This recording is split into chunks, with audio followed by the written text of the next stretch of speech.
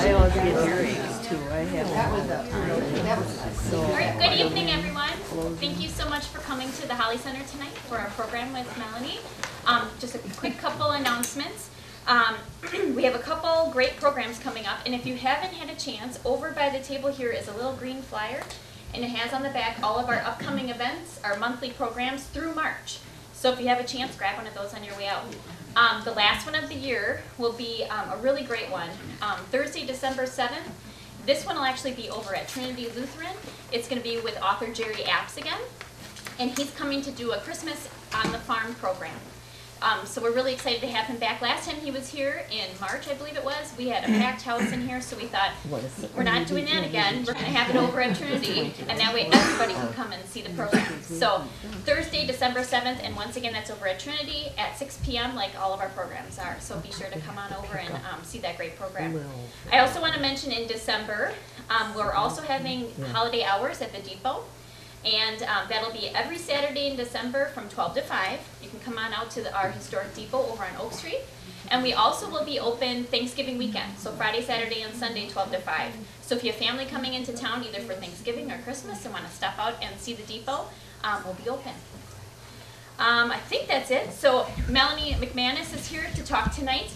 She, over 36 days, which I still cannot believe, she hiked the 1,100 miles of the Ice Age Trail, which runs throughout Wisconsin, and we are so lucky in our state to have a national trail like that. And so she hiked the entire trail, and she's here tonight to talk about her new book, which will be available after the program tonight too. But thank you, Melanie, for coming tonight. thanks. Thank you so much for coming out on such a cold night. And if you can't hear me at any point, wave your hand or something. I'm a very casual presenter. It won't throw me for a loop. I might forget what I'm saying and just ask you what I was just saying. But I'd rather have people hear me than not be able to hear me. And well, I guess I can't really stand in front of that. So that's good, because sometimes I forget and I stand in front of my presentation too. But I am Melanie McManus from Sun Prairie, Wisconsin. I am a freelance writer, and I do a lot of travel articles as one of my specialties. And yes, I did hike the Ice Age Trail. So what I'm going to talk about tonight, I'm going to divide my talk into 3 parts. I'm going to first talk about the history of the Ice Age Trail in our National Scenic Trail system. Then I'm going to talk about my hike, why I did such a crazy thing, and a little bit about some of the things I saw and experienced on the trail. And then last, I'll talk a little bit about some of the other people in my book, because Thousand Miler is not just about my hike, but it also talks a lot about the history of the trail. It talks about some of the other hikers I met along the way. Their stories are woven into the book, and my hike is just kind of the thread that carries it all along. So before I start, can you raise your hand if you know anything about the Ice Age Trail? Wow, it's pretty good. Now, how many of you who raised your hands knew something about the Ice Age Trail 5 or 10 years ago? Wow, all right. You're in Ice Age Trail territory. I did not know what the trail was 5 years ago, so that's why, and a lot of people that I know down in the Madison area anyway, were not familiar with it as well. So let's talk about the Ice Age Trail. This is our Ice Age Trail. It's about 1,100 miles long today. It has a western and eastern terminus. So the western terminus is here in St. Croix Falls in Interstate State Park, which is Wisconsin's oldest state park. It was opened in 1900. The eastern terminus is up here in Sturgeon Bay in Potawatomi State Park. The trail goes about 450 miles in the northern part. This is the most rugged trail, the most wild, woolly part of the trail. This is Antigo here, so it comes around Antigo. I'll talk about this bubble later. It goes down to Janesville, which is the southernmost portion of the trail, up through Kettle Moraine. There's a little bit right on Lake Michigan, and then the terminus again in Potawatomi State Park. Now, the Ice Age Trail today is about 2/3 completed, which means it's about 650 miles of trail and about 450 miles of what are called connecting road routes. Now, that just simply means where one part of the trail ends, you might have to walk, or you would have to walk along the road to get to the next segment. But you can still hike the entire Ice Age Trail today. You simply have to walk on those road segments between one end of the trail to the next. But you can't take a bike, you can't take a scooter, you can't get in a car, you do have to go on foot. Now, the Ice Age Trail is a National Scenic Trail, and what I like to say right here, sorry, I like to wander a little bit. what I like to say right here is that this is a really big deal to be a National Scenic Trail. We only have 11 in the entire United States. And it's as big, we need to be as proud of our Ice Age Trail in Wisconsin as we are of the Green Bay Packers or cheese curds. It's just very prestigious to have one of these. And as a travel writer for 20-some years, one thing I've heard over and over again from editors who are on the coast is they'll say to us writers at different conferences, we need new story ideas. People are tired of reading about New York and LA, and give us some new ideas. And as soon as you start talking about Wisconsin or the Midwest, they say that's flyover country. None of our readers, someone just said this at a travel writers conference I was at last week. No, our readers aren't interested in the Midwest. There's nothing there. Well, that's wrong. But I think somehow, even though we know that, we're modest people, and somehow if you hear that over and over again your whole life, the Midwest is backwards and there's nothing great there, somehow a little part of it gets into your psyche. And I've heard some people say, well, our Ice Age Trail is great, but we don't have mountains like the Appalachian Trail. And no, our trail is phenomenal. It's a gem. We need to be proud of it. We need to use it. We need to finish building it. And that's my little impassioned gospel or homily for tonight. So again, just 11 National Scenic Trails in the United States. And here's where they are. The very first long-distance trail to be completed is the Appalachian Trail. It's about 2,100 miles, and it goes from Springer Mountain, Georgia, to Mount Katahdin in Maine. The second long-distance trail that was developed in the U.S. is the Pacific Crest Trail, which was made popular by Cheryl Strayed's book Wild.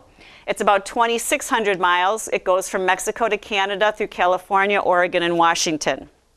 The third oldest is the Continental Divide, also from Mexico to Canada. It's pushing 3,000 miles, and it's on the Continental Divide, which is the landform where all the water to the east goes into the Atlantic and to the west goes into the Pacific. Now, if you hike all three of those trails, you're considered a Triple Crown hiker. So those who are into hiking, that's something many people aspire to. This trail up here is the Pacific Northwest National Scenic Trail, about 1,200 miles, so similar to ours. This is the Arizona Trail, just 600 miles. Natchez Trace is about 450. The Florida Trail is about 1,200. I'm actually hiking this one this year. I've made it to right about here, and I'm going to finish up the rest the day after Thanksgiving. This is the Potomac Heritage Trail, about 600 miles. This little guy here is the shortest. It's the New England National Scenic Trail, 215 miles. My husband and I just thru-hiked that in September, thinking, oh, 215 miles, this is going to be easy. Oh my gosh, I would rather run the Ice Age Trail all over again. It was very rocky. They had, of course, more hillier, mountainous terrain. They did not believe in switchbacks, and a lot of times the rocks were just loose. So you'd be coming downhill and with your trekking poles and be going like this because it was just like a jumble of rocks. So that was harder than you'd think. And then our longest one is here, the North Country National Scenic Trail, 4,600 miles. And in Wisconsin, we have just 120 miles of it here, north of our Ice Age Trail. So again, this is our National Scenic Trail system, but how did it come about? Well, I will tell you. In the start of the 1900s, that was at the time in America's history where our country was going from an agrarian society to an industrialized society. And thank goodness we had people like John Muir and Teddy Roosevelt who started looking around and saying, it's great that we're industrializing, but we have so much beautiful land here, we don't want to lose certain pieces of it. We need to save some of this. So Teddy Roosevelt started the National Park System, and they started creating Yosemite and Glacier and Yellowstone out west and Acadia out east. And then kind of the mid-century, the 40s and 50s, and there started to be a lot of research being done about how it was healthy to be outside. It was good for your mind, it was good for your body. And Americans now, post both world wars, we tend to be hard workers anyway. People were really working hard, and the researchers kept saying that's fine to work hard, but you need to take your vacation. And again, it's good to be in the outdoors. It's just very good for your mind and body. So in the 1960s, Congress kind of got in on it and said, you know what? Let's create something called the National Scenic Trails Act. That will provide for the creation of national scenic trails, national cultural trails, and national historic trails. And the basic idea behind creating those is we will save our scenic, our historic, and our cultural sites, Plus, we'll put in trails, not all hiking trails, some are driving trails, but we'll have trails through them so Americans can access them. So we'll be protecting them. We'll also be giving Americans a way to get outside in a lot of cases and also to just get out of the office or wherever they were working. So that Trails Act was passed in 1967. Now, because the Appalachian Trail and the Pacific Crest Trail were already in existence, the Appalachian Trail, by the way, was built in the 20s and 30s. They were already completed, so they petitioned Congress, and they were proclaimed our first 2 national scenic trails in 1968. The third trail to come online was the Continental Divide. That petitioned and got it named a National Scenic Trail in 1978. And then numbers 4 and 5 were our Ice Age Trail and the North Country Trail in 1980. Now, these trails couldn't, the people behind them couldn't just say to Congress or the National Park Service, hey, we created a long trail, and it's obviously scenic, because trails are always scenic, right? So please, can you name us a National Scenic Trail? No, it doesn't work that way. You have to have something very special about your trail, very significant to America's land, to be able to get that designation. As I have said before, it's very prestigious. So in the case of the Appalachian Trail, it runs along the Appalachian Mountains, which is a major landform in America. Similarly, the Pacific Crest, that runs along the Cascades and the Sierra Nevada mountain ranges. Again, very significant mountain ranges in our country. And the Continental Divide is on the Continental Divide. Again, major landform. So in the case of the Ice Age Trail, as you probably can guess, since with the name, and since you're all familiar with the trail, it has to do with the glacier and the Ice Age. What I didn't know when I first started learning about the Ice Age Trail, or actually being in Wisconsin, I should back up a step. My family, I was born in Chicago. My parents are both from Chicago. All my siblings are born there. And we moved to Sheboygan when I was in 4th grade. And the minute I came here, we started hiking in Kettle Moraine, and I started hearing about the glacier. But what I didn't know until I started researching this book is that Wisconsin has what are considered the most well-preserved and the highest number of glacial remains in the entire world. So people who are into geology, who are into the glacier, they come here to see our glacial remains. And the Ice Age Trail was designed to trace the end of the terminal moraine of the last glacier, which is the farthest part it got, and to showcase our great glacial remains. And so that is why it was proclaimed a National Scenic Trail. Now I'm going back a minute here to the form. So here's a quick little primer on glaciers and ice ages. So when we talk about the Ice Age actually is 2.6 million years long, and some scientists believe it's still continuing. And that's because the Ice Age isn't always just ice forever. It's many, many years of ice, meaning like tens of thousands, hundreds of thousands, years of ice, and then a warming period for a significant amount of time. Then another time with ice and warming. And we're in what some scientists now say is a warming period. So today when people talk about the Ice Age, they're generally referring to the last time we had ice on Earth. And I have to look up when that last Ice Age started, but I know that ice started melting about 65,000 years ago, and it was completely gone from Earth 10 to 14,000 years ago. And when that glacier was on the Earth, glaciers are always kind of pushing forward and receding and pushing forward and receding, and every once in a while they make a really big push forward. And scientists today looked back at this last glaciation and said, oh, there are 4 or 5 times where it made these really big pushes, and they named them after how far they got into America. The glaciers are mostly on top, of course, of the Earth, Canada. And so there's a Kansan stage, a Nebraskan stage, an Illinoisan stage, and the very last big push that glacier made before it started receding 65,000 years ago was into Wisconsin. So it's called the Wisconsinian phase. And it made this little like finger poke. That's how far it got, and that's what the Ice Age Trail is designed to showcase. Now, I didn't mention this little bubble before. That's called the bifurcation. And it's kind of a funny story with our bifurcation. So the terminal moraine of the glacier is actually right in the middle of that bubble. What happened when the Congress or the National Park Service, they have to approve your trail route. You can't just propose the trail and say, you know, it'll be a surprise where it goes. So anyway, putting this route before the National Park Service, and one group of people working on developing the trail said, you know, we really should put it to the right of the terminal moraine here, because then we can have the trail pass John Muir's boyhood home and Aldo Leopold's shack. And they're two major environmentalists, so that's kind of a big thing. The other half of the people said, no, no, no, no, no. We want to go west of the terminal moraine, because there was a major glacial feature back in the day called Glacial Lake Wisconsin. And what that was is there's always rivers in glaciers above and below and between. And there was a big river flowing in the glacier. And the Baraboo Hills, which is 1 or 2 billion year old quartzite rock formations near the Dells, this lobe of ice was coming down and it bumped into the Baraboo Hills, because again, glaciers are always moving, and it cut off that river and it stopped it up, and it made something called Glacial Lake Wisconsin. And researchers think Glacial Lake Wisconsin was as big as 3 or 4 Lake Winnebagos, and that when that ice started to melt, that lake drained in as little as 3 to 4 days. And the enormous force of all that water draining so quickly is what carved the Dells and Wisconsin Dells. So the other side said, no, we have to go here because there's a lot of cool formations there people should see. And so they kept fighting, as people do.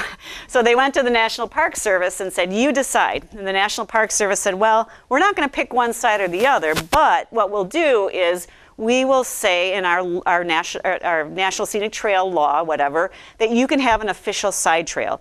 And then they backed away. So what do you think happened? One side said, my side's the main side, yours is a side loop. And the other side said, no, mine's the main trail, yours is a side loop. So they just let it stay. So today, if you want to say you hike the entire Ice Age Trail, you just have to pick one side or the other. And this side's a little shorter. This is about 70 miles. This is about 80. And actually, there's very little trail. It's mostly road walking, although it's very pretty road walking. And I've been told by the Ice Age Trail Alliance that relatively soon they hope to pick one side or the other as the official trail. So that was the story with that. So who had this idea for the Ice Age Trail? Well, there it is again. There we go. So it's our hero, Ray Zillmer. So Ray was born in the late 1800s. He was a Milwaukee lawyer. Here he is in his lawyer garb. And his hobby was hiking and mountaineering. So here he is as the hiker man. And he was a very interesting person from what I can tell from my research. He hiked all over the world. He also mountaineered. So there's actually a peak in British Columbia. He and his son were the first to scale it. So it's called Zillmer Peak, and it's in what's called the Caribou Range out there. He also was instrumental in starting the trails in Kettle Moraine in the 1940s. And he started developing a lot of ideas about hiking, recreation, Americans. So kind of in the 1950s or so, he started thinking, you know, it's really silly that, it's great that we have these national parks, but guess what? They're all on the coast. And people from the Midwest especially are taking, like, I don't know, back before the interstate, how long it would take to drive, you know, a week or two, whatever, to drive to, say, California. And when they got there, you couldn't just roll up to Yosemite and start hiking. You might have to hike, you know, or drive way up these gravel roads for another couple hours. And then you start hiking, and then guess what? It's time to go home. That's silly. He thought, you know, you should not have to drive more than a half a day, was his thought, before you could get on a trail or out in the outdoors and recreate somewhere.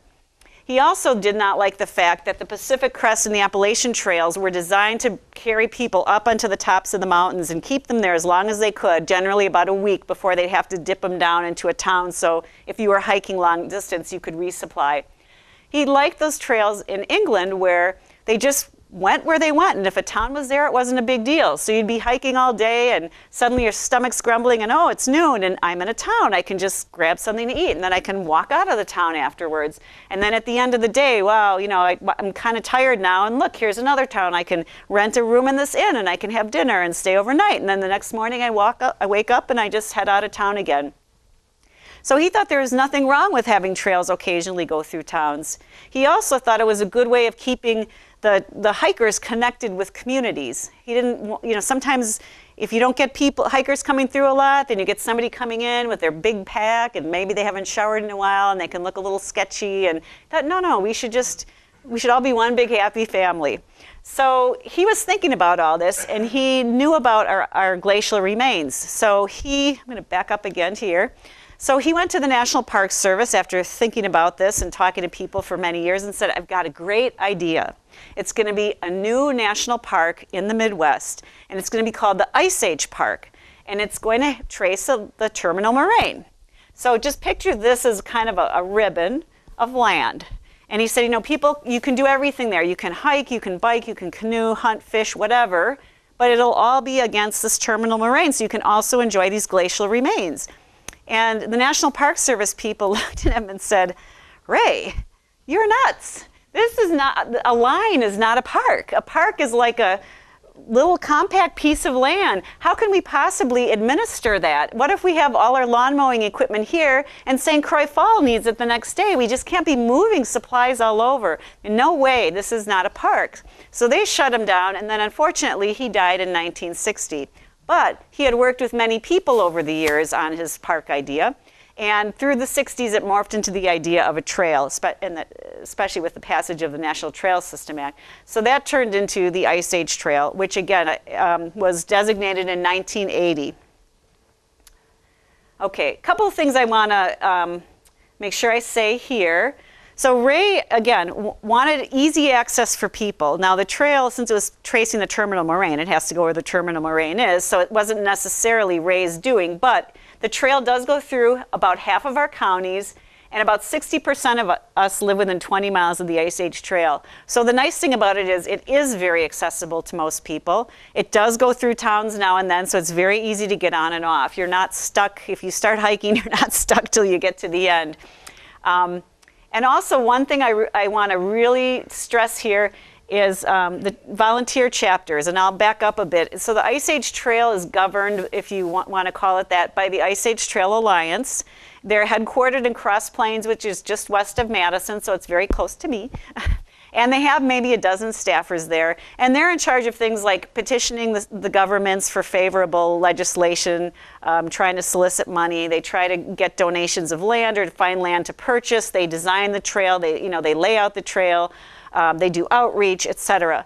But there's also all these big worker bees underneath them in the 21 volunteer chapters that are in charge of different sections of the trail. And Debbie, you can add if I forget something, but they do things like replace blazes, either nailing fresh ones on or painting fresh ones on.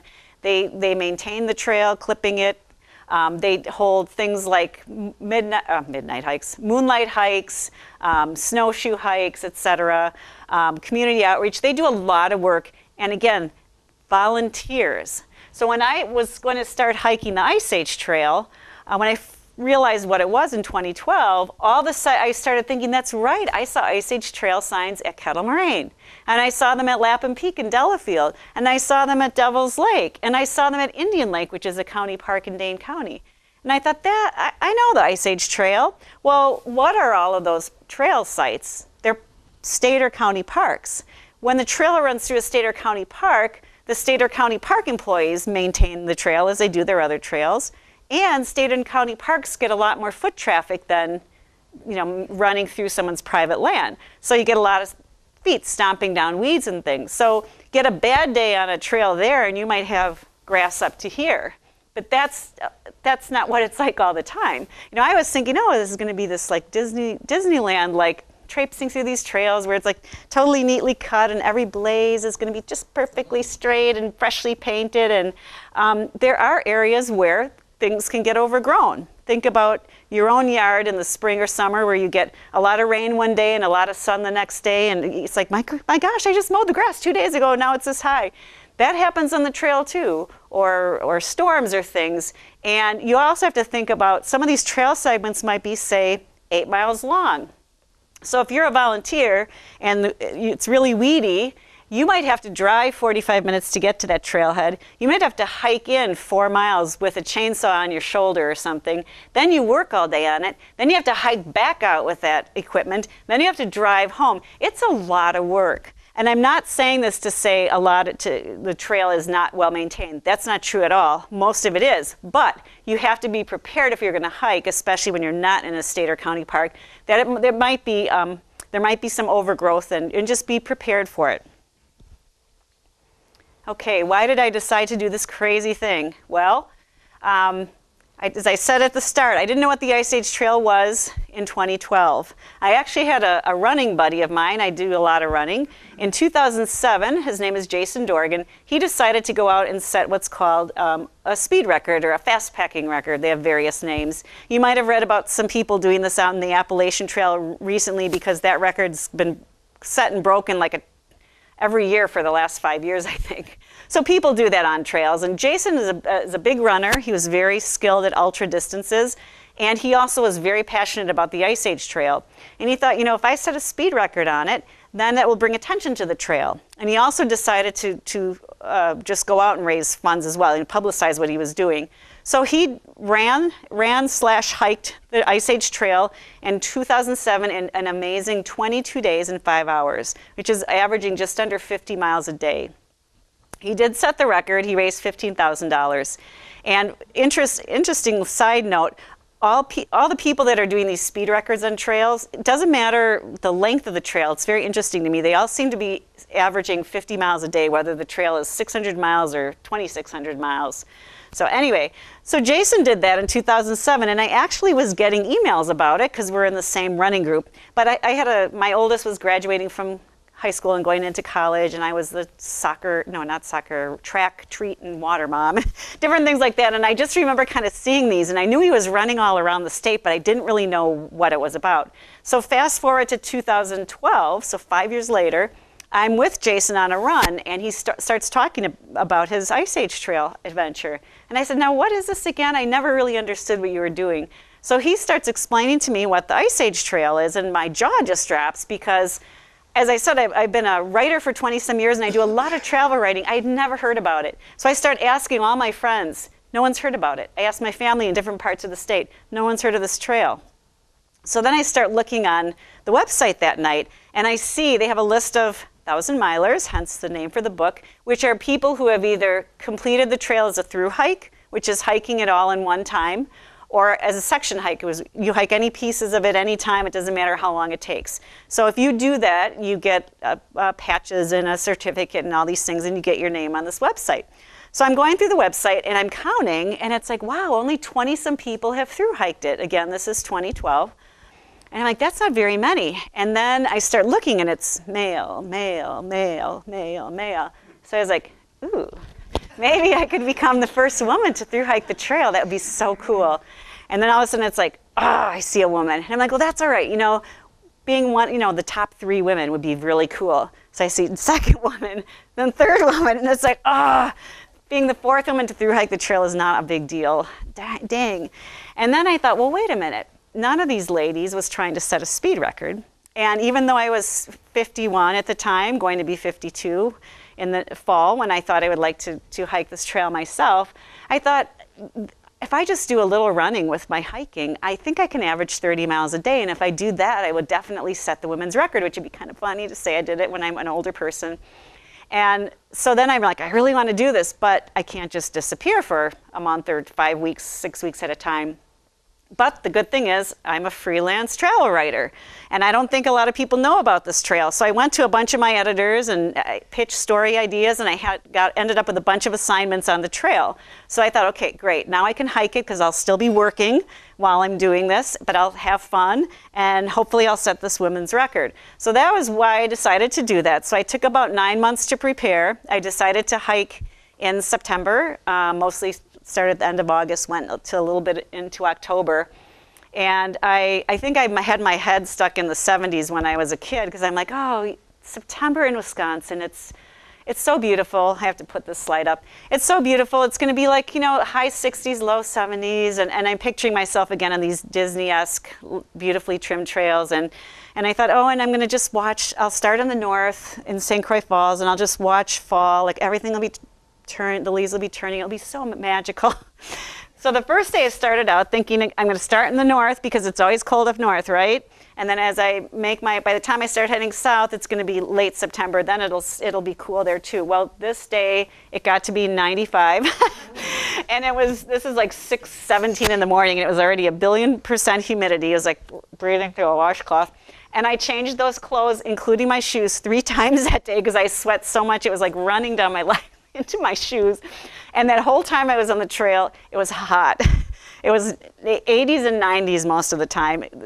Even upper 70s is pretty hot when you're going that 30 miles, some miles a day or whatever.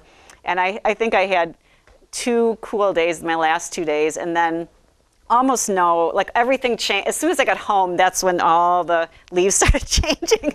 So I have like one picture of a tree with like 4 red leaves at the top. I'm like, ooh, I can fall. So that was kind of funny. So that's why I set out to do that. My friend reminded me I have to tell a little bit more because I always forget to say exactly how I did this. So because I was trying to set a speed record, I did not carry a tent or a sleeping bag or anything. My system was I had different people with me every day, crewing me as they call it, and they would take me to the start of the trail or wherever I left off the previous day. I'd have a small, you can see the straps here, a small little pack with water and snacks and first aid kit, my phone, etc.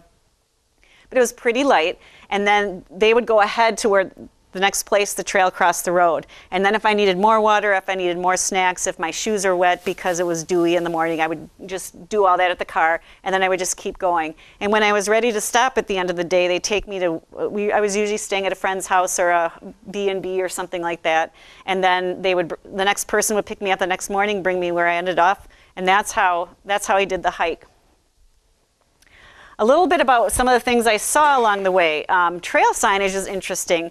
The Ice Age Trail Alliance now is trying to standardize its signage so that it's just the yellow blaze or the official National Park Service sign symbol with our woolly mammoth, which I'll show you a little bit later. But in the early days, it wasn't that way. Everything costs money, and as you probably can tell, the way, in today's days, it's hard to get money. So there were a lot of free things that people use. So this little sign here, which I know they use a lot of it in Langlade County, where Antigo is, that was a freebie by the National Park Service. So they put those guys up everywhere, but it's just 2 inches by 2 inches. And even though it doesn't look like it in this picture, that brown can really blend in with the bark. And if you get, some vegetation growing up or down, those are really easy to miss. Take it from me, I missed it. Once I was stuck 45 minutes trying to figure out where the trail went. These, again, as I said, my parents, born and raised in Chicago, that's where I was born and raised. We don't know anything about ATVs in our family. And this is an actual Ice Age Trail sign, but I got messed up a couple times when ATVs apparently typically have long rectangular signs that are black arrow and yellow. So that kind of tripped me up once. Here's a typical blaze. This is an old National Park Service blaze. It's not used too often, but there are a couple places where that one showed up. Here's an arrow. They don't usually use that. It's usually the blaze. Here's the official guy, the woolly mammoth. Each trail segment on the Ice Age Trail is given a name, which is a really nice feature. Now that I've started hiking some of these other trails, none of the others I've been on so far have any names. It's just dot to dot, and it might say 2.7 miles, or this dot to dot is 1.9, and it can be hard to, if you're arranging rides or something, to figure out where you're going. It's really nice to say, hey, I'm going to be hiking the Dunes segment and the Mishicot segment and East Twin River, or whatever the case may be. So these are typically at the start and end of every trail segment. I would say maybe about 95% of them. Another thing that's great about the Ice Age Trail is we have a lot of varied landscapes. I have been meeting a lot of hikers the last couple of years, as I said, with all these hikes. And a lot of people that have hiked our trail as well as, say, the Appalachian Trail say, what I really like about yours is that you have so many different things to see. The Appalachian Trail is lovely, but it's a tunnel of green, and I believe that term's actually in Bill Bryson's book as well. It's just all forest. So we do have, yes, the tunnel of green and wildflowers, which everyone has those, but we also have beautiful prairie segments. We have a lot of pine forests. We have glacial lakes. Wisconsin has 15,000 lakes, and there are so many beautiful lakes, especially in the northern part of the trail. Pine woods again, and I wish I could take everyone, just transport you through virtual reality or something to this part of the trail. It was my most favorite part. You're popped out, you've been in the woods, and the trail pops you out and you're on top of a hill, and there's farmland below, and it's rolling downhill, and they've carved the trail to just, go down this hill in the serpentine fashion, and the farmer who maintains it has these grasses that are kind of knee-high, and the effect when you're going down that, it's like going down a red carpet or something. It's like the most magical feeling. It was one of my favorite parts of the trail. So yes, we have a lot of farmland too. We have Lake Michigan. How many trails go along a Great Lake? Just the North Country Trail and ours. And you're actually on the beach for 2 miles. It's gorgeous. And this is just a farm scene, sort of in this area, a little more toward Plover. But some people say, oh, I don't want to hike a trail if it's not totally finished. Well, trails take a long time to get built. And it's beautiful to hike along. The connecting road routes in the Ice Age Trail are almost all on very quiet country roads. One time, for example, I was hiking a little gravel road. It was Saturday morning, and I'm hearing music, and I'm thinking, what's that? Then I hear bells, and I'm like, what the heck is this going to be? And then I hear a horse's hooves, and then here's a young Amish boy driving his cart, and he's just singing out loud, and it was just beautiful. So, and as somebody now who's hiked in Connecticut and Massachusetts and Florida, they're connecting road routes because they have a lot more people in their states and a lot more compressed living areas. You're hiking on a lot of busy roads that aren't very nice. So our connecting road routes are really nice. Okay, the glacier too. Of course, we're going along the terminal moraine, so you should see some glacial remains. I will be honest, I could not recognize all the ones that were listed in the guidebook. I'm going to quickly grab my guidebook, by the way. This is brand new. These come out every 3 years. This is an updated one. It's wonderful. It has all the information you'll ever want to know about how to hike, where to park, where to find water, where to camp, etc. But I would read things in here, like you're going to see some, I don't even know, ice wall lake plain or something. And I couldn't see them all, but I learned a few, and I was proud of that. So I learned what an erratic is. So when the glacier was moving along the earth, it would just drag with it anything from pebbles to gigantic boulders, and then it would just drop them wherever it felt like dropping them. So if you see a rock that's not like any of the other rocks in your area left there, it's a glacial erratic. Now, if it's a pebble, you're not going to know. But if you see a rock like this in the middle of the forest, that's a pretty good sign that that's a glacial erratic. I'll skip potholes now because I don't want to go over too much. The eskers were one of my favorite things to recognize. As I said earlier, there's rivers all around glaciers. And when you so try and think of this a minute. A glacier, you know, it's mile-high ice above your head, and there's a river at the bottom. Well, that river is going to be very insignificant in the scheme of that mile of ice. And then picture at the bottom of that river, sediment builds up, because that's what happens in rivers. So when the ice melts away and the river flows away 14,000 years ago, what's left is that little pile of sludge at the bottom. The most insignificant part of the glacier, sludge at the bottom of a river at the base of a mile high of ice.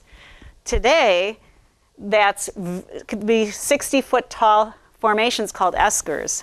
Now this picture, when I took these, by the way, I didn't know I was going to write a book or be giving talks.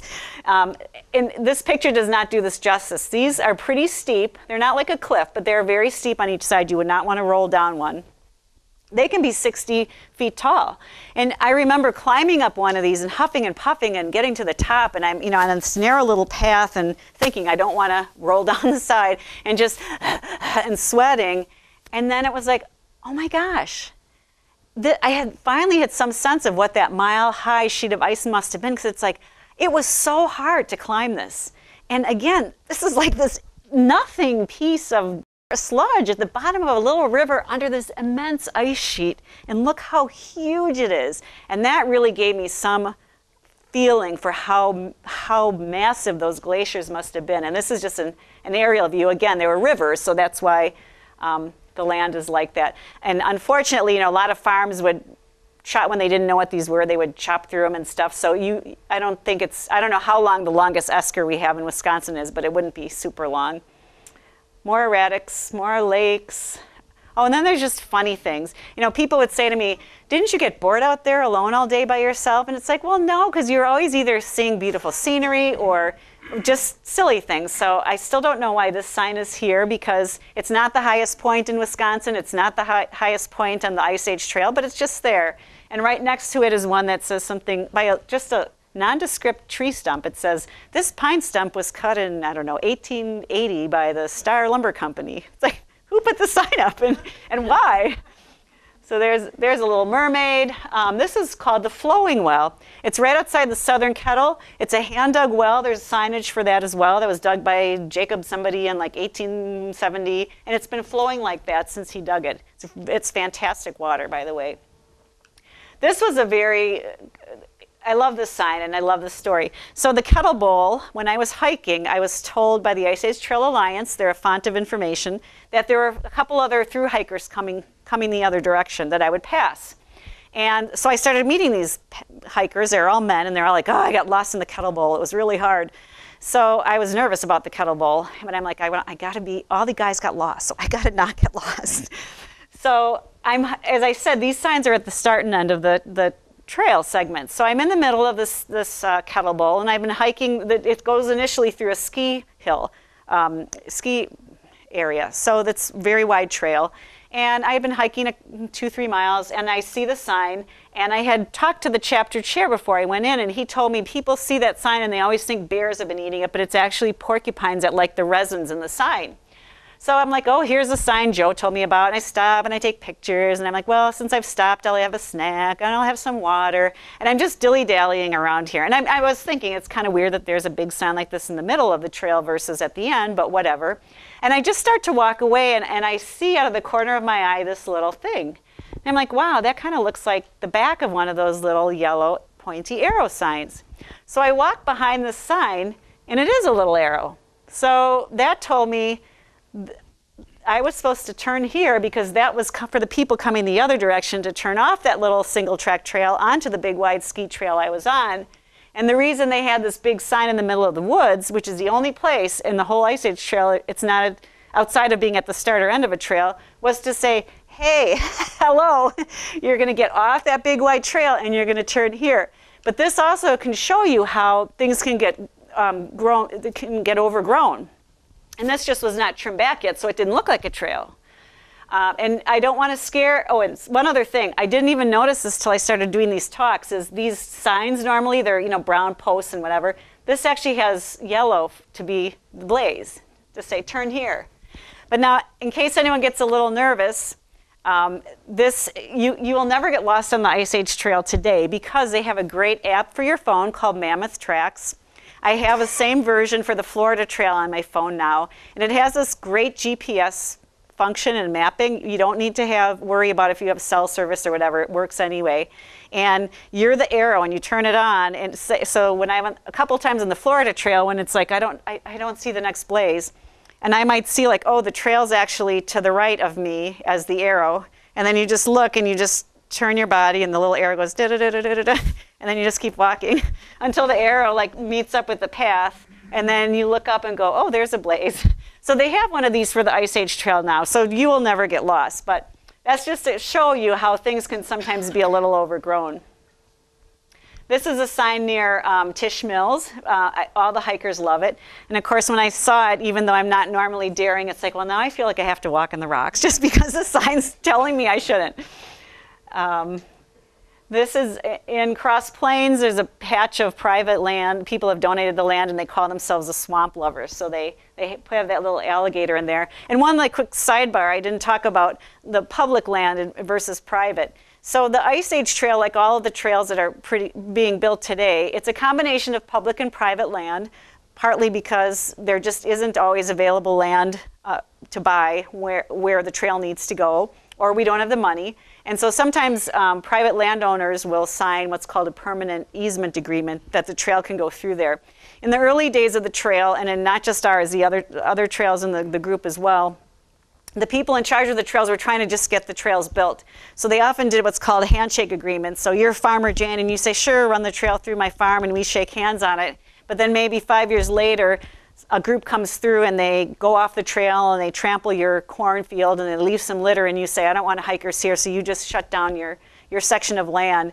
And in the 80s and 90s and maybe even early 2000s, the National Park Service said the Ice Age Trail lost as much land as it built, or lost as much trail as it built. So we kept building new segments, but we were static because people kept closing these segments. So nowadays, here and in the other trails, they say we are only going to build trail when we actually have purchased the land or we have a landowner that has signed a permanent easement agreement. So you will see often, if not all the time, when you're on private land, it will say something, there'll be a sign to the effect of you're crossing private property, please be respectful, stay on the trail, or you'll lose it. Here is, this is an interesting thing. It's sort of near this area, New Hope, Iola. So somebody, the landowner, this is another one of these private landowner things, made this wooden figure. You can't see here because the lighting's not good, but it has a crudely carved face.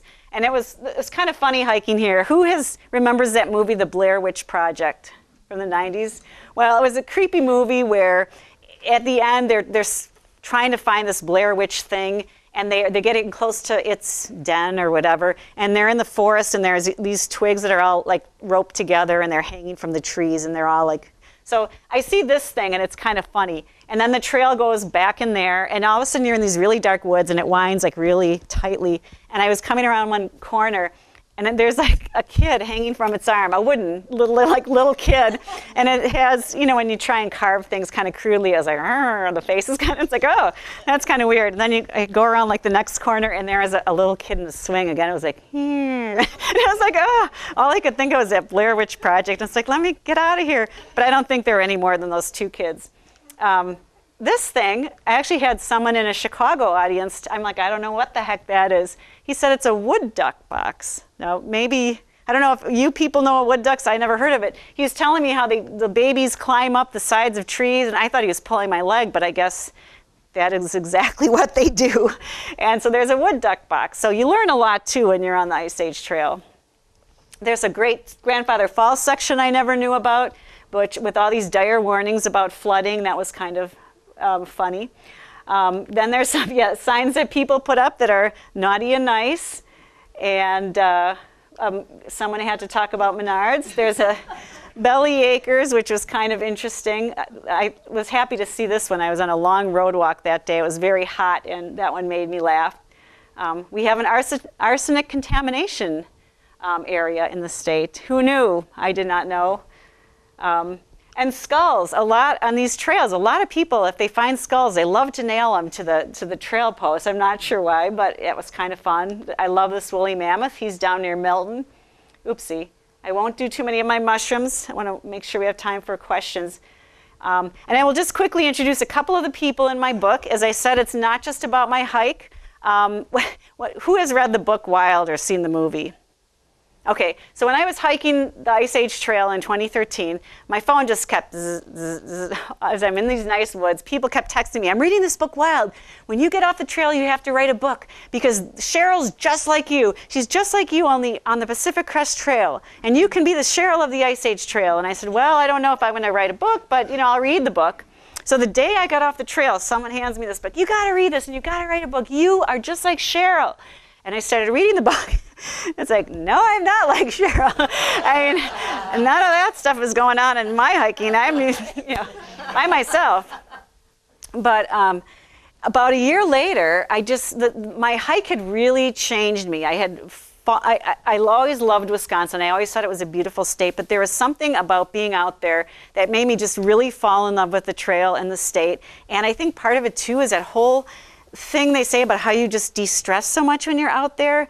It was just kind of a crazy feeling how nothing seems important to you. I mean, you can't figure out why people are so worried about what the Packers are doing or what North Korea, well, North Korea wasn't doing anything then, but what, you know, all these things that we worry about so obsessively.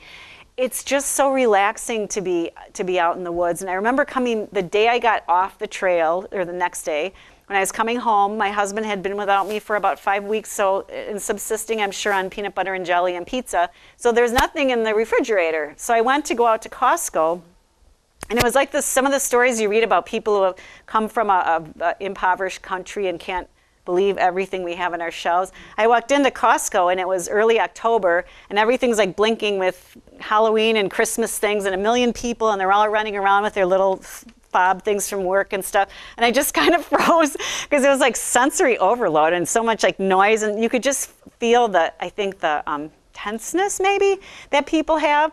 And it was just like, get me back in the woods. It was really crazy. But anyway, so like a year later, I just woke up and I thought, you know what? I know a good book I could write. because I had certainly had some interesting and funny experiences. Not enough for a whole book, but it doesn't have to be just my story, because I can talk about the history and I can talk about the stories of the people I met, because they had some really interesting stories of their own. And I could maybe find the first guy who hiked it, because I knew he is about my age. I mean, he's about my age now. So when he hiked it in 1979, he was just out of high school, and I was like going to the disco and certainly didn't know what the Ice Age Trail was, and this guy's out here hiking it. It was really only 250 miles of trail, so he was almost doing like a reconnaissance mission for the Ice Age Trail Alliance to say, yeah, you want to put the trail here, yay or nay kind of thing. And maybe I can talk to Jason, because he set that speed record, and his crew is like an official like pit crew. Like he would come in, he had the same 2 people with him the whole time, and they were experienced ultra runners. I had people from all walks of life and changing every day, and he'd come in and they'd be pulling stuff off him and filling his water bottle, weighing him and saying you need to eat 5,200 more calories and all that kind of stuff. So I thought I could put his story in there, and then I think if I had all these different stories plus mine, and then it could be a really interesting book. And because I like to see people's, if they're real people in a book, I like to see what they look like. So this guy here, he's got one of my favorite chapters. His name is Adam Hinz. He's a typical kind of young person who doesn't know what he wants to do with his life and decides that he'll figure it out if he hikes the Ice Age Trail. There's Jason, the record holder. His record still stands. There was a young woman this year who was going to try and break both of our records. She was trying to do 60 to 65 miles a day on the trail, and unfortunately got an infection and some other issues. I had then read online she was supposed to try again this fall, but I don't think she did. So I'm expecting maybe next year she'll make an attempt. These 2 guys, Papa Bear and Hiking Dude, this guy has an awesome website if you ever want to hike any of the other national scenic trails. He hasn't hiked them all, but he's hiked many, and his websites are really fun because they include like the number of steps he takes a day and what he packs, how much it weighs, how much it costs, where he bought it from, if he made it himself, plus the regular photos and entries. But I learned a lot from his blogs. I learned how great bug suits were and sun hiking umbrellas. So here's Jim Staudiker. He's the guy that was the first one to hike the trail.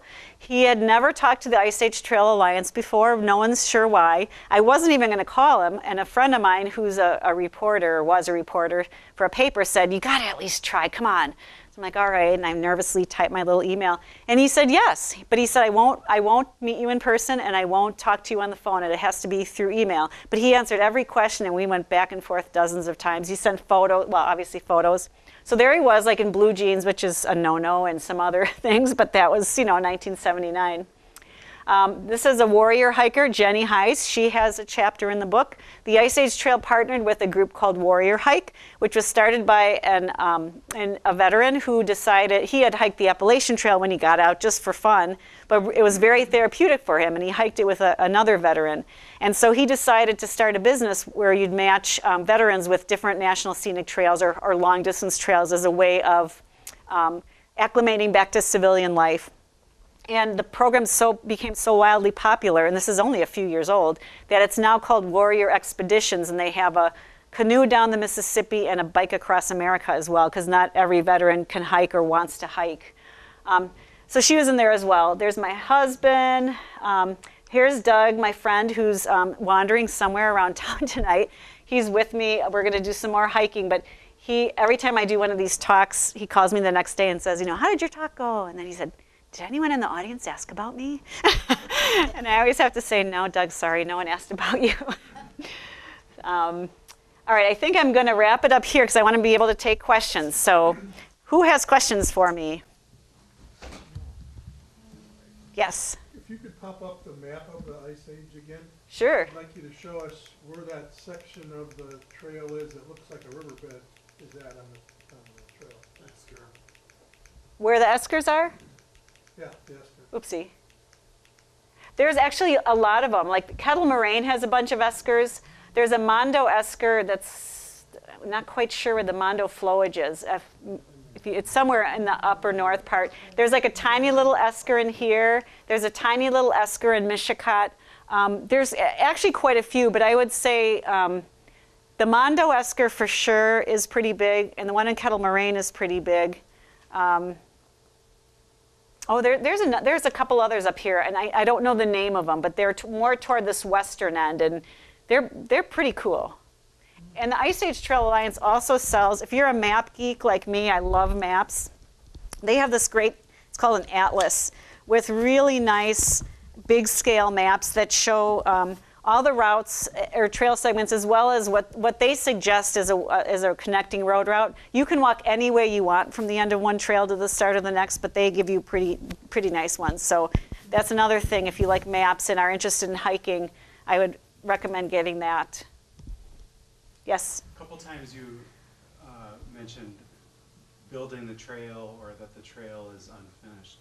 Could you maybe expand on that? Or? Yeah, kind of like what I was saying before. Some people have said, how could they build the Appalachian Trail in 20 years and the Ice Age Trail is still unfinished? Back in the 1920s, when that was started, America had about 100 million people. Now we have 325 million people. So there's just a lot less land available. There's also a lot less money. Even though America wasn't rich in the 1920s, that was kind of at that start of that movement where they were trying to build, save all these spaces. So people in government were more willing to spend money on helping people purchase trail. So right now it's just, you know where your trail has to go, or you want it to go, because it's the terminal moraine is, generally where it needs to go. But then maybe people don't want to sell the land, or maybe the land goes up for sale and you don't have enough money, or you buy trail where you somewhere that's sort of close because you figure that's as good as you can do, but then something else comes open later, so it just takes a long time. So is the goal to have no road section? Yes.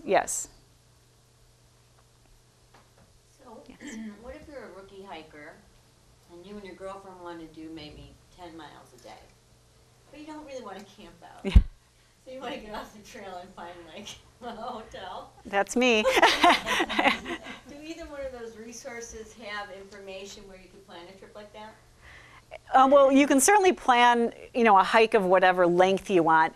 And there's something in the back. I think the Wisconsin B&B Association is sort of affiliated with the Ice Age Trail, but I just looked on my own to see where there was lodging near where I wanted to stay if I didn't have a friend or relative. But you can certainly hike. You can hike as little or as long as you want.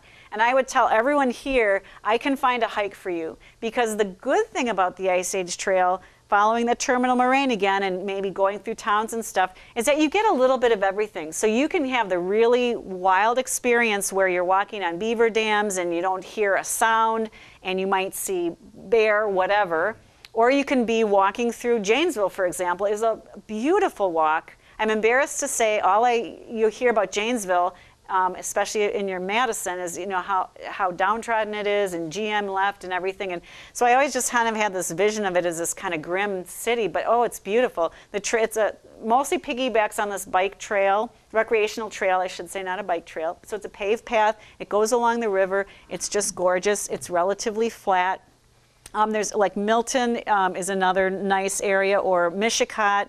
And then you can get the ones that are kind of in between, that are beautiful woodsy settings or prairie, but they're not too long. It's a shorter segment. They're not super steep. So really, or you can get ones that are super hilly. If you say, give me a really hilly walk, I'll look through here and I'll find one that's really challenging. So it really is a trail that has something for everyone. Pardon? When you came through this area, what did you spend the night? I'm trying to think. I know we have friends who are in the Plover area, so I stayed there a bunch. Because you're east, and are you south of, is this south of Stevens Point? Yeah. Right. Slightly. Southeast. So I would have been with them in Plover a bunch of days. I'm trying to think where I went from there. I think the next place I went, there's a lady, she was actually in the slideshow. She has a little B&B on the McCann River. Yeah, do you know her? Yeah. Okay, so I was at Agnes's place. So I think I went from there to there. So you actually drive quite some distances sometimes, each day. Right, well, I ended up going, 30, 32 miles a day on the trail. And then you drive. Yeah, I try to get where I was staying, find some place to stay within about a half an hour of the trail. And that generally worked. There were a couple places where it was more like 45 minutes to an hour, but it wasn't very often. And Agnes is right, her B&B is right on the trail. So there are a few places where the B&Bs are right on the trail or within minutes. So that's kind of nice too. So you probably did a lot more car mileage than walking. Yeah, you know, I wish I could remember, but now my husband and my daughter crewed me a combined, oh, I don't know, 14, 15 days, and I don't know if we put on like 2,500 miles or something. Because I know, that was kind of crazy. And there are a few places up north where the trail might only be, I think Doug even found this too, that maybe I'm only hiking 6 miles, but you have to go way up and around and then down to get to, you know, so sometimes I would beat the person there because we didn't look ahead, we just assumed, because it's only in like one tiny spot of the state that it's that far around. And it's like, where are you? I'm still driving. Can't get to the trail. Yes? Where was the, you mentioned the favorite place, it was looking down on the, That was in that McCann River segment. So that's kind of by Agnes again, north of her. So and she's, what is that name of that little town? Richford, Richfield, Richmond, something like that. Yeah. So it's north of Coloma. Yeah. So probably in between. Yeah. It's pretty close. But that, yeah. And actually, a lot of the you have a lot of really pretty trail in here, and I would say a lot of it's in that kind of medium ability where it's not super steep, but it's not totally flat. And yeah, you're in a really great spot. Surely there's another question or two out there. What's the next book going to be on? Which trail is the next one? I don't know, but I'd like to keep hiking. I'm just saying this because, you know, they say if you throw it out to the cosmos, you can't take it back. I want to try and hike all of the National Scenic Trails before I die. So if I was smart, I would be hiking like the hardest ones now, like the Continental Divide and the Pacific Crest, but instead I'm doing all the easy ones. But that's okay. That's okay. We'll see. And you know, it's a shot in the dark. Who knows if I'll be able to do it? But why not try? You know what? Why not try? Right? Now, there's a woman that, did she do the Appalachian Trail? I'm trying to think, I can remember someone talking about this woman that did, it was years ago, I mean, a long time, like probably in the early 1900s or something. Oh yeah.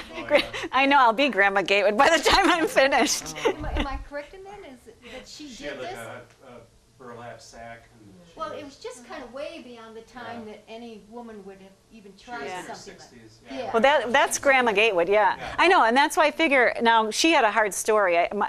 My recollection is that she had 11 kids and an abusive husband or something, so then she decided hiking's a walk in the park compared to that. I don't have that background, but I'm like, hey, and she had kids, and I think, yeah, she had just like a sheet she laid on. So I'm like, well, if Grandma Gatewood could do that, then hopefully, if I get off the trail on my posh B&Bs or hotels and have my shower and nice shoes, I can do that, right? Yeah. did you get a trail name?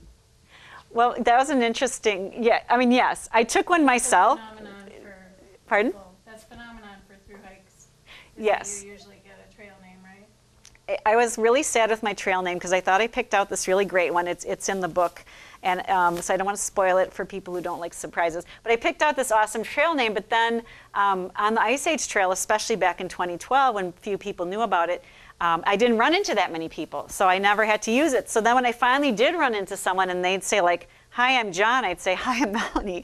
And then it's like, oh wait, no, it's not my name. But then I went to this Florida trail, and in January I started hiking. And there, you start out hiking through a swamp and you have to camp, so I'm quickly buying all this camping stuff. And over Christmas, I'm going onto YouTube, learning how to tie knots and all. It was just really stressful. And they have a Facebook page for which we do too, but they have a Facebook page. So I met some people, and I'm like, will you hike through the swamp with me? Because I'm all by myself. And I don't really camp, and I bought this hammock, and I don't even know if I'm going to like it. So anyway, all these people that I'm in this group going through the swamp with, they all had trail names. I guess I will tell you mine, so sorry if I ruin it. But I had picked Val de Ree because I liked that song, The Happy Wanderer. And my mom would always have us sing it when we were hiking. So I'm with this group, and they're like, I'm Eagle Eye, and I'm Boxcar, and I'm Beer Man, and I'm Parks. And I'm like, I'm Val de Ree. And they're all like, what? And I said, from the Happy Wanderer, and I start singing it. And there are people my age, and not just young kids, there are a lot of people my age, and they're all just like, I never heard of that song. And I'm like, oh, come on. And then this boxcar guy he was trying so hard. He was a cute guy. Well, he's older like me, but anyway, it was cute because he kept trying to say my name and he couldn't do it. So he'd go, Valderi? And it's like, no, Valderi. And it just became horrible. So after like 3 days, I said, I kind of think I don't have a good trail name. And they're all like, we hate it. And then one of the guys said, some people pick a new trail name for every trail they hike. So I decided, and then one was Eagle Eye goes, be Ice Age. And I said, well, that makes me sound really old. and then she goes, how about just ice? And I'm like, that makes me sound kind of cold and mean. So then I decided to be Snowshoe because I thought that's kind of a nod to being from the north, and my son was having the snowshoe event that I was going to be leaving the trail to participate in. So I decided that is my name going forward, Snowshoe. I know, and then right after so right after I change it and I put something on the Facebook page, suddenly all these other people that are on this Florida hiking trail go, I know that song. I love that song. Why did you change your name? And it's like, oh, this is just too stressful for this trail name. But yeah, do you have a trail name? I do. What is it? It's Tears for Beers. Oh, I like that. Long story behind that too. But I've also learned that you're not really supposed to give yourself a trail name, so that's why it didn't stick. Mine, except I gave Somebody else myself has to Snowshoe. suggest it or give it to you. Well, I've heard you could do both ways. Okay. But yeah, I know. I was afraid I would get a really embarrassing one, so that's. Yes. But of course, then I ran into no one, so oh well. For now, I'm Snowshoe. And you've done the whole thing twice now, right? I have. I don't know that everybody's heard that. No. Yes, I know. When I decided to write a book about it, I thought, well, I took a lot of notes because I had these article assignments the first time through, but an article is very different than a book. So I thought, I really think I better go back again and kind of try and capture some of those feelings again that you can't remember unless you're in the thick of it, and some of those descriptions. Now, when you did it, and the first time in writing the articles, what were some of the articles that you wrote when you were on it? I mean, were they all just about hiking the Ice Age Trail, or were they No, they all had articles on different areas in that, or? They had different slants. So one was for the Minneapolis Star Tribune, was just on a little intro about what the Ice Age Trail was, and then it was, here are different types of hikes for different, so here's good areas if you have kids. Here's good areas if you want the real wilderness experience. Here's the kind, trail's good if you just want to be more in the city. So that was one kind. Then I had a different story for a magazine called Trail Runner, obviously for people who like to run on trails.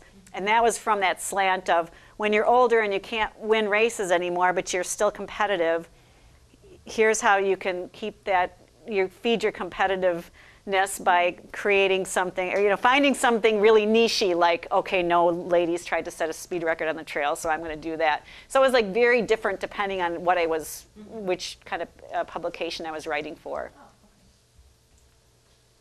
You look like you want to say something. I would love to say something. I'm not about the Ice Age Trail, but I just got back from a hiking trip out in Arizona, and I thought it was going to be hiking, so we had to hike 6 to 7 miles a day. You had to be able to do that. And so I prepared for that, and then I got there, and it was rock climbing and rappelling down and walking through the sand. And if you've ever walked through sand, it's horrid. I walked through it, and I have hiking boots on, and I dumped out at least a cup of sand after the day. We started out at 8 o'clock in the morning, went till 4 in the afternoon, constantly, except we had to carry our lunch along with us. But it was awesome, and I'm 73 years Yay! old. Woohoo! I did it. It was a challenge for me. All right, see? There's hope for me. I'm going to keep going until I'm 73. I'm going to try some of those Ice Age trails. But, Yes, definitely. in Arizona, it was so dry, And you had to carry so much water with you. That's the thing. I had a bladder that held 3 liters, and I carried that. We had to carry 15 pounds. And the nice thing about the Ice Age Trail, again, well, I didn't have to worry about that because I had people helping me. But I've talked to plenty of people who didn't have people with them, and just knowing the trail as I know it, in general, you're going to either pass a water source or mostly pass either a gas station, even if you're not going through a town, someplace where you can get more water. There are 1 or 2 places where I had to carry water, all my water all day, because I had a couple times I didn't have, like I had someone dropping me off at the start and then not picking me up till the end of the day. So I was alone, and on some of these connecting road routes I kept thinking, well, I'm sure I'll pass a gas station, and once in a while I didn't. And so then you knock on the door of a farmer or somebody and say, please, can I have water? And everyone I've met was so nice. And I started getting bolder too on some of the days when it was 90. And they'd say, do you need anything else? And I'd say, could you put some ice cubes in here, please? You wouldn't believe the difference when it's 90, if you're drinking tepid water all day and then you get really nice ice water. It's like you can just feel it running down your veins. And so then I started, saying, could I be so bold as to also have some ice in here, please? Yeah. And everyone's super nice, so. Well, thank you so much for coming tonight. I really appreciate it. Yeah.